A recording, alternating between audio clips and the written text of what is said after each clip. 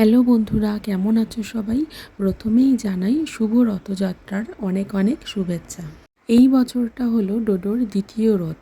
প্রথম বছর রথে ডোডো খুবই ছোট ছিল, সেই কারণে তো রথ টানতে পারেনি, আর ওর জন্য রথ তো নেওয়াই হয়নি। আমরা রথের মেলায় ঘুরতে গিয়েছিলাম সবাই মিলে। কিন্তু এই বছর ভাবলাম ও যখন হাঁটতে পারছে তো ওর জন্য একটা রথ নেওয়া যাক। আর সকাল থেকে নেমেছে এত বৃষ্টি, একটা রথের দোকানও চোখে পড়ল না। আর ডোডোর বাবা আমাদের আগে থেকে বলে রেখেছিল রথের মেলায় নিয়ে যাবে, কিন্তু বৃষ্টির জন্য আমরা কোথাও যেতেও পারলাম না। এদিকে রথের মেলায় নিয়ে যাবে বলে ডোডোকে মামা বাড়িও যেতে দিল না। সেখানে অনেক বড় বড় রথ হয়, অনেক মজা হয়। ডোডো মেলাতেও যেতে পারলো না, মামা বাড়িও যেতে পারলো না। এই জন্য ডোডোর বাবাকে দিলাম কঠিন শাস্তি। হ্যাঁ, ঘরে বসেই রথ বানিয়ে দিতে হবে ডোডোর জন্য। ডোডো রথ টানতে পারবে না, তাই ডোডোর বাবা অফিস থেকে ফেরার সময় কাগজ, আঠা সব কিছু নিয়ে এসছে। এইবার রথ বানাতে বসছে। আর ঘরেই ছিল এরকম একটা বক্স, যেটা কোনো কাজে লাগে না, পড়েই থাকে, একটা ফ্লিপকার্টের পেটি। তো সেটাকে দিয়েই আমরা রথ বানাতে বসলাম। বাজারে দোকানে যতই কিনতে পাওয়া যাক না কেন, নিজের হাতে বাচ্চার জন্য একটা জিনিস বানানোর মজাই আলাদা। আর ডোডো আমাদের হেল্প করছে আলু ভাজা বানিয়ে। যত কাটাকুটি কাগজ নিয়ে কড়াই নিয়ে এসে আলু ভাজা বানাতে বসেছে।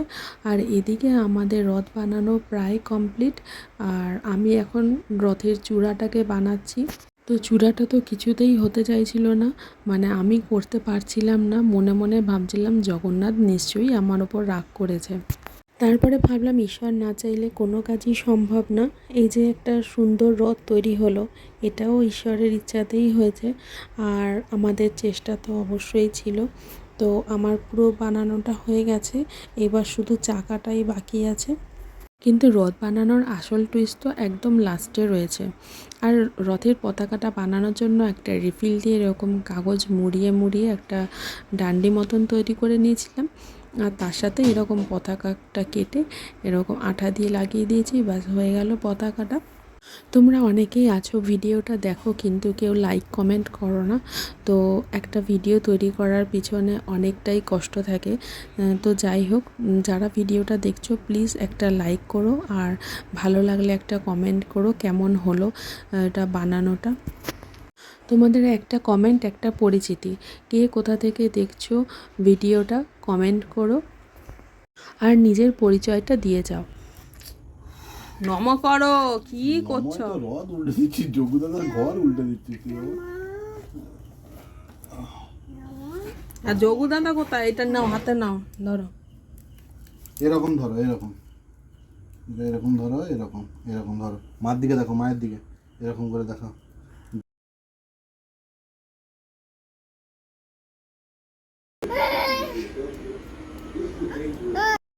রথ হাতে পাওয়ার সাথে সাথে রথের পতাকা নেই, চাকা নেই।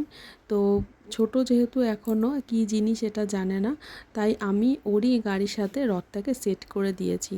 তো আমার এই প্ল্যানটা তোমাদের কেমন লাগলো তোমরা কমেন্ট করে জানিও। টাটা।